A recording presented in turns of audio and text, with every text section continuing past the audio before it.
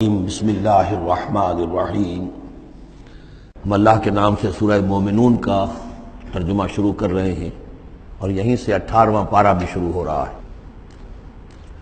اور یہ سورہ مومنون ان 14 صورتوں میں اب آخری صورت ہے کہ جو قرآن حکیم میں حجم کے اعتبار سے مکی صورتوں کا سب سے بڑا گلدستہ ہے۔ ابھی جو 11 آیات میں نے اس کی تلاوت کی ہیں، ان پر ہمارا اس منتخب نصاب کا مطالعہ قرآن حکیم کے منتخب نصاب کے تیسرے حصے کا پہلا درس مشتمل ہے۔ سورہ حج کا جو آخری رکوع تھا اس پر چوتھے حصے کا پہلا درس مشتمل ہے۔ اس کے نکات پھر ذہن میں تازہ کر لیجئے کہ سب سے پہلی بات توحید کا خلاصہ اور لب لباب یہ کہ اللہ ہی مقصود حقیقی، مطلوب اصلی، محبوب حقیقی بن جائے۔ پھر رسالت کہ حضور صلی اللہ علیہ وسلم کے دور تک یہ دو لنکس پر مشتمل رہی ہے، ایک رسول ملک، ایک رسول بشر، لیکن اب یہ ایک تیسرے لنک کے طور پر امت مسلمہ، امت محمد صلی اللہ علیہ وسلم مستقل طور پر اس رسالت کی زنجیر میں، سنہری زنجیر میں، سلسلۃ الذہب میں اس کو ٹانک لیا گیا ہے، اس کو شامل کر لیا گیا ہے۔ یہی وجہ ہے کہ دیکھیے لفظ آیا تھا ان اللہ یصطفی، اللہ یصطفی من الملائکۃ رسلا ومن الناس، اور امت کے لیے آیا هو اجتباکم۔ استفاء اور اجتباء یہ بڑے قریب کے الفاظ ہیں، چنانچہ یہ دونوں الفاظ حضور کے لیے مستعمل ہیں، محمد مصطفیٰ، احمد مجتبی۔ تو یہ اجتباء کا لفظ آیا امت کے لیے هو اجتباکم۔ تیسری بات یہ نوٹ کرنے کے قابل ہے جو میں نے سن کہا تھا کہ سورہ بقرہ کی آیت اور یہ آیت اس پر کہ یہ یہاں پر جو شہادت والی آیت آئی ہے، صرف یہ کہ ترتیب کا فرق ہے۔ بالکل یہی نسبت سورہ نساء اور سورہ مائدہ کی ان دو آیتوں میں تھی۔ یا ایھا الذین آمنوا کونوا قوامین بالقسط شہداء للہ، یہ سورہ نساء میں، یا ایھا الذین آمنوا کونوا قوامین للہ شہداء بالقسط، یہ سورہ مائدہ میں۔ سورہ بقرہ میں ہم نے پڑھا لِتَكُونُوا شُهَدَاءَ عَلَى النَّاسِ وَيَكُونَ الرَّسُولُ عَلَيْكُمْ شَهِيدًا، یہاں ہم نے پڑھا لِيَكُونَ الرَّسُولُ شَهِيدًا عَلَيْكُمْ وَتَكُونُوا شُهَدَاءَ عَلَى النَّاسِ۔ یہ شہادت علی الناس کی ذمہ داری ہے امت مسلمہ کی، کہ جیسے رسولوں کی ذمہ داری تھی کہ جو دین ان تک پہنچائے اللہ نے اپنے فرشتے کے ذریعے سے اسے بلا کم و کاست انسانوں تک پہنچا دیں، نہیں پہنچاتے خدا نہ خواستہ بالفرض تو گویا کہ خود وہ مجرم قرار پائیں گے۔ فَلَنَسْأَلَنَّ الَّذِينَ أُرْسِلَ إِلَيْهِمْ وَلَنَسْأَلَنَّ الْمُرْسَلِينَ، یہ سورہ اعراف کی آیت نمبر 6 ہم پڑھ چکے ہیں۔ اب یہی مرتبہ اور یہی مقام امت مسلمہ کو بحیثیت مجموعی حاصل ہے، یہ اس کی رسپانسبلٹی ہے، یہ جواب دہ ہے۔ اس کو کہنا ہوگا کھڑے ہو کر اللہ کی رب میں، اے اللہ تیرا دین جو تیرے نبی کے ذریعے سے ہم تک پہنچا تھا، ہم نے پوری نوع انسانی کو پہنچا دیا تھا، اور اگر نہیں تو امت مجرم ہے، اور اس کے مجرم ہونے ہی کا نتیجہ یہ ہے کہ آج ذلیل و خوار ہے۔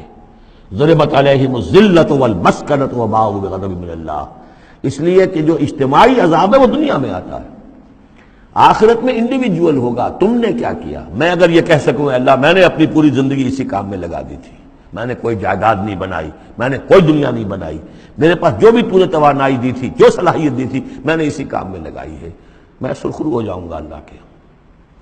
آپ بھی یہ کہہ سکیں یا نہ کہہ سکیں یہ اب آپ کے سوچنے کی بات ہے، وہاں محاسبہ انڈیویجول ہوگا، تم نے کیا کیا۔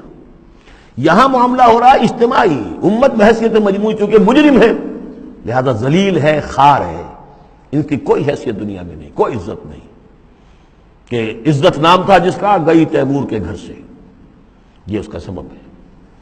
اب آگے چلیے، یہ جو 11 آیات ہیں در حقیقت ہمارا جو تیسرا جو حصہ ہے اس منتخب نصاب کا، وہ ہے اعمال صالحہ کی تفصیل۔ اور عمل صالح کی تفصیل میں ظاہر بات ہے کہ ایک تدریج ہے۔ سب سے پہلے فرد اچھے ہوں، افراد کی سیرت صحیح ہو، کردار صحیح ہو، تعمیر سیرت صحیح بنیادوں پر ہوئی ہو، اس سے آگے چل کر پھر ایک گھریلو زندگی وجود میں آئے گی، وہ کیسی ہو، عائلی زندگی کیسی ہو، پھر ایک معاشرہ وجود میں آئے گا، اس معاشرے کے کیا خد و خال ہونے چاہیے، سوشل ویلیوز کا کیا تصور ہے، سوشل ایونز کا کیا تصور ہے، پھر ایک ریاست وجود میں آئے گی۔ تو تدریجاً بہت سے مقامات جو ہیں قرآن مجید کے اس تیسرے حصے میں منتخب نصاب کے شامل ہیں، لیکن پہلا درس یہ ہے، اس لیے کہ تعمیر سیرت کی جو بنیادیں ہیں، اساسات ہیں، جیسے ایک مکان ہے آپ کو بنانا ہے پہلے آپ اس کی فاؤنڈیشن تیار کرتے ہیں۔ تو ایک بندہ مومن کی شخصیت کی جو پوری ایک تعبیر کرنی ہے، اس کا جو پورا حیولہ وجود میں آئے گا، وہ تو ہم بعد میں دیکھیں گے۔ یہاں یہ کہ اس کی بنیادیں کیا ہیں، کن اساسات پر ایک بندہ مومن کی شخصیت کی انفرادی سیرت کی تعمیر ہوگی۔ اور یہی میں نے آپ سے وعدہ کیا تھا کہ فلاح کے لفظ کی بھی میں آپ کے سامنے وضاحت کروں گا۔ دیکھیے، فلاح کے اصل معنی ہے پھاڑنا۔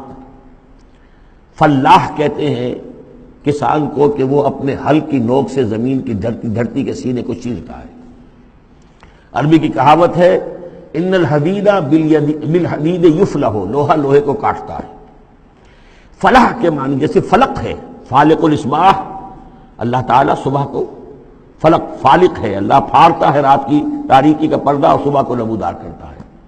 اسی طریقے سے فالق الحب والنوا، گٹھلیوں کو بیجوں کو پھاڑتا ہے، اس کے اندر سے پھر وہ دو پتریاں نکلتی ہیں جو پودا بنتی ہیں۔ تو فلاح کے معنی بھی ہے پھاڑنا۔ پھاڑنے سے مراد کیا ہے؟ انسانی شخصیت کی جو اصل انسانی شخصیت ہے وہ تو اندر چھپی ہوئی ہے، وہ ہماری روح ہے، وہ ہماری انا ہے، وہ ہماری خودی ہے۔ یہی در حقیقت اقبال کا فلسفہ خودی ہے، اور اسی کی بہترین تعبیر جو ہے آدرش، جو میں نے لفظ استعمال کیا تھا سورہ حج کے ضمن میں، ضعف الطالب والمطلوب، تو آئیڈیلز کا جو فلسفہ ہے اس کے حوالے سے ڈاکٹر رفیع الدین مرحوم و مغفور نے علامہ اقبال کی اس کے فلسفہ خودی کی بہترین تعبیر کی ہے۔ آئیڈیالوجی آف دی فیوچر ان کی مارکت الآراء کتاب ہے انگریزی زبان میں۔ تو افلح المومنون، گویا کہ میرا جو وجود ہے یہ گوشت ہے، یہ پوست ہے، ہڈیاں ہیں، یہ ہے، وہ ہے، تن و توش ہے، لیکن اس کے اندر میری ایک انا ہے، میری ایک شخصیت ہے، انا۔ یہ انا کیا ہے؟ میں کہتا ہوں میرا ہاتھ، وہ میں کون ہوں جس کا یہ ہاتھ ہے؟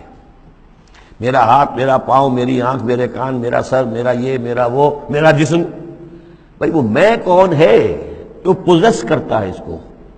وہ میں، وہ انا، وہ ایک مخفی حقیقت ہے، اور اصل میں وہ روح ربانی جو میرے اندر پھونکی گئی ہے وہ ہے میری اصل حقیقت، لیکن یہ غلافوں میں لپیٹ دی گئی ہے، مادی غلاف ہے۔